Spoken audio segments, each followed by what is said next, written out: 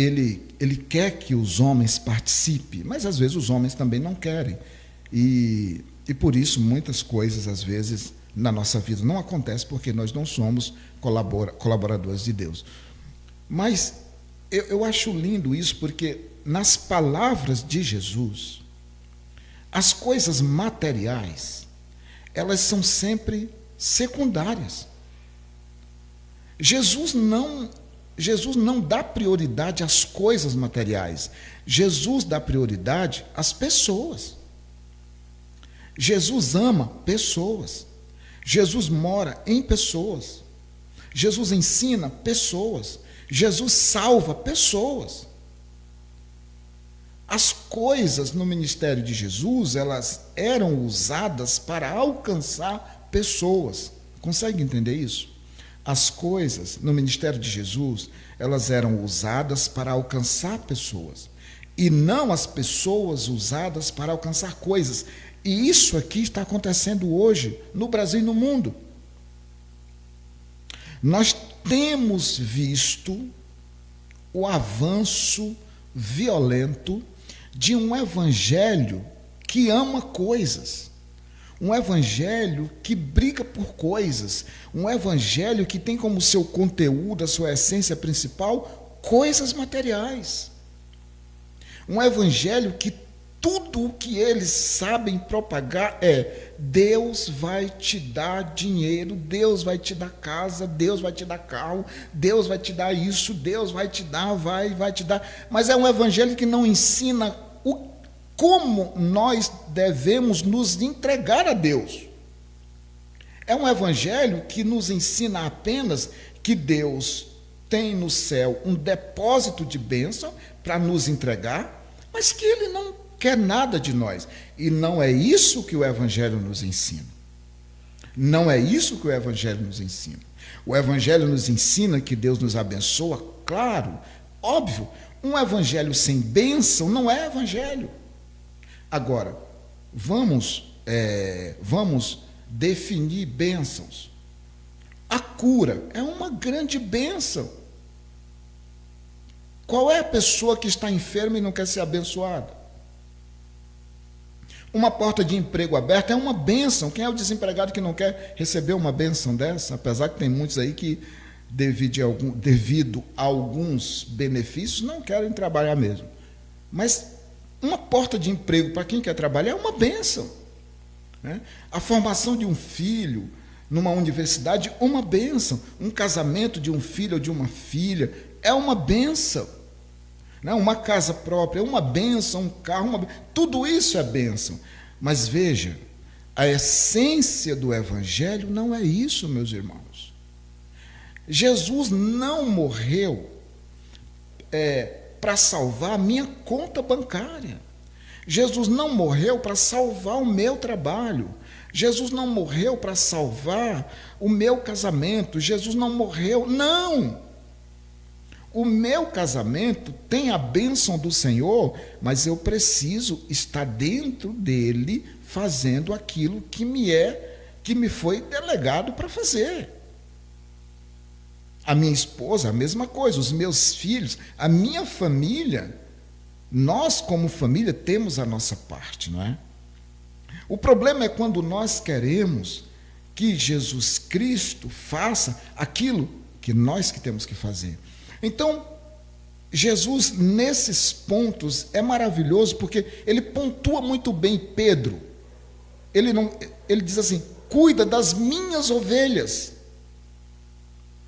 Não é cuida da minha casa, cuida do meu carro, cuida das minhas embarcações, cuida do meu dinheiro, cuida da minha fazenda, cuida dos meus armazéns. Não, Jesus disse assim: cuida das minhas ovelhas, porque ovelhas importam para Jesus. Vidas importam para Jesus. Pessoas importam para Jesus. Importam. Então, quando Jesus diz assim: cuida das minhas ovelhas, ele está dizendo assim: Pedro, eu tenho um povo na terra, eu tenho um aprisco, eu tenho ovelhas, E você precisa cuidar delas para mim.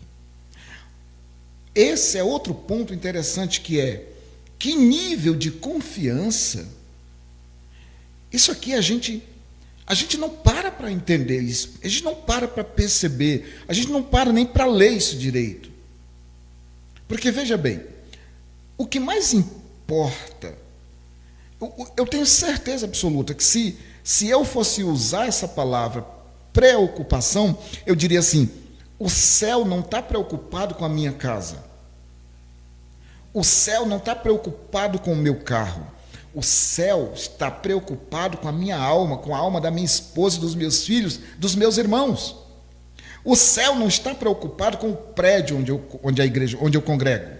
O céu não está preocupado com o som, com os aparelhos eletroeletrônicos, não está preocupado com os instrumentos musicais. Não! O céu está preocupado com as pessoas, com a igreja, com a congregação. Eu diria para você que o céu está esperando de mim e de você um louvor melhor.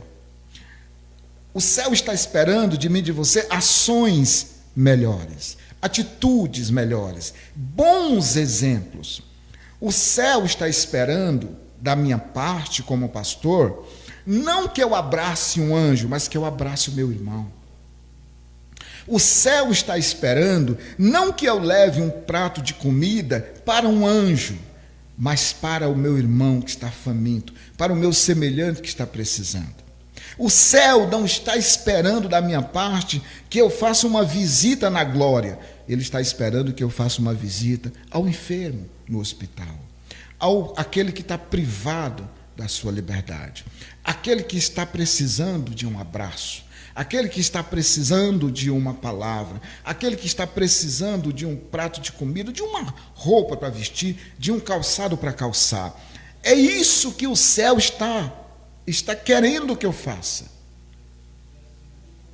O céu não está preocupado com as coisas que eu tenho. O céu está preocupado com aquilo que eu estou fazendo. Para quem eu estou fazendo? É para mim? É só para mim? Ou é para o outro? Ou é para o meu irmão? O céu está preocupado, qual é o meu objetivo, quais são as minhas intenções com as ações que eu promovo durante o dia, durante a semana, durante o mês. É para a minha glória? É para a minha própria glória? Irmãos, o evangelho que Deus colocou no meu coração, o evangelho que eu prego, é um evangelho que poucos gostam e que poucos veem. Por quê? Porque Deus me colocou no meu coração um evangelho que vai até o outro, que faz para o outro, que ama o outro, que anuncia a mensagem salvadora para o outro e que explica para o outro. Porque Jesus é o maior exemplo disso. Eu tenho um pastor de 86 anos e me ensinou isso. Ele me ensina isso há quase 20 anos, há quase 19 anos. O Evangelho é a mensagem de Deus para quem não conhece. E a nossa pregação é a explicação do Evangelho para quem não entende. Eu volto a dizer, Jesus Cristo pode abençoar a sua vida financeiramente? Pode. Não tenha dúvida, pode. Deus abençoou a vida de Moisés poderosamente, Ele abençoou a vida de Isaac, Ele abençoou a vida de Abraão, Ele abençoou a vida de Davi. Gente, olha o que Deus fez na vida de Salomão. Nesses dias, por esses dias, hoje, tem pessoas abençoadas, ricas, e são crentes de verdade? Claro que tem. E não tem nenhum problema nisso. O problema é quando o nosso coração está preso às coisas materiais. Esse é o problema. E aí, nós descumprimos o mandamento, que é: cuida das minhas ovelhas, e não das minhas coisas. cuida das minhas ovelhas. Cuida das minhas ovelhas. Portanto, quem é prioridade na terra para Deus? Pessoas. Pessoas. Cristo mora nas pessoas. Deus ama as pessoas. Deus ama toda a sua criação. Claro que Deus ama toda a sua criação. Deus ama toda a sua criação. Mas não esqueça, o apóstolo Paulo, eu acho que foi o apóstolo Paulo que disse o seguinte, que nós somos as primícias da criação de Deus.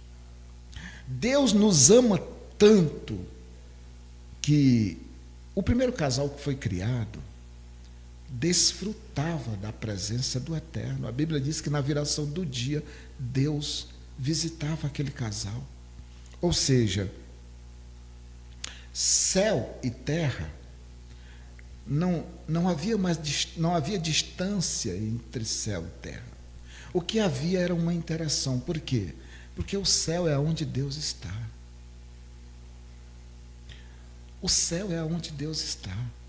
E eu quero declarar nesta manhã, em nome de Jesus, o poder do reino de Deus na sua vida. O poder do reino de Deus na sua casa.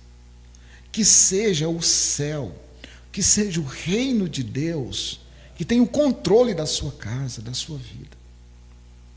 Que você e sua família sejam alcançados por este poderoso evangelho. Que você e a sua casa sejam alcançados pela mão poderosa de Jesus e que a salvação do Cristo vivo encha o teu coração e a tua alma para que tu sinta a alegria da salvação de Cristo. E não esqueça disso. Você pode ter o melhor carro na sua garagem. Deus não está nem aí para o seu carro. Do seu carro cuida você. Você pode ter a melhor casa, o melhor apartamento. Deus não está nem aí. Cuida disso. Se foi Deus que te deu, cuida. Mas Deus ama você. Deus ama o seu filho, a sua filha. Deus ama a sua família. Essa casa só é um lugar abençoado porque Deus está aí em você. Deus não está na sua geladeira, no seu sofá, na sua televisão, imagina. Deus mora em você. A Bíblia diz que o Espírito Santo de Deus mora em nós por Ele, pelo Senhor. O Espírito do Senhor, o Senhor habita em nós pelo seu Espírito. Portanto, nesta manhã, esse é o recado de Deus para a sua vida. Que você entenda que Deus mora em você. Que você é o amado, é a amada de Deus.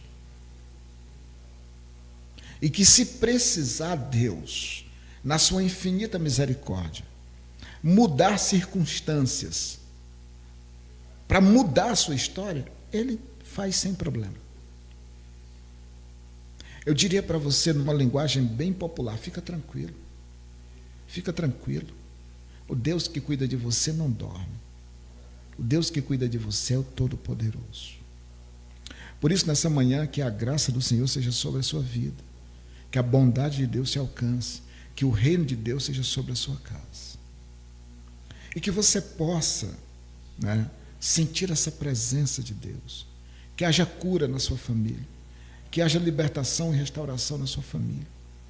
E você que sofre de uma enfermidade, que a mão poderosa do Eterno possa, nesta manhã de sábado, ser estendida na tua direção, que tu seja curado e curado, em nome de Jesus, o Todo-Poderoso.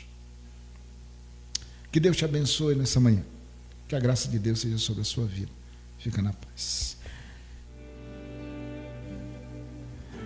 Esse foi o nosso programa Jesus na Hora Certa desse sábado. Muito obrigado por ter ficado comigo nesta manhã. Continua na frequência da Rádio Paz FM 87.5, porque vem mais um programa abençoado aí para transformar a tua vida. Eu fico por aqui. Até o próximo sábado. Querendo Deus.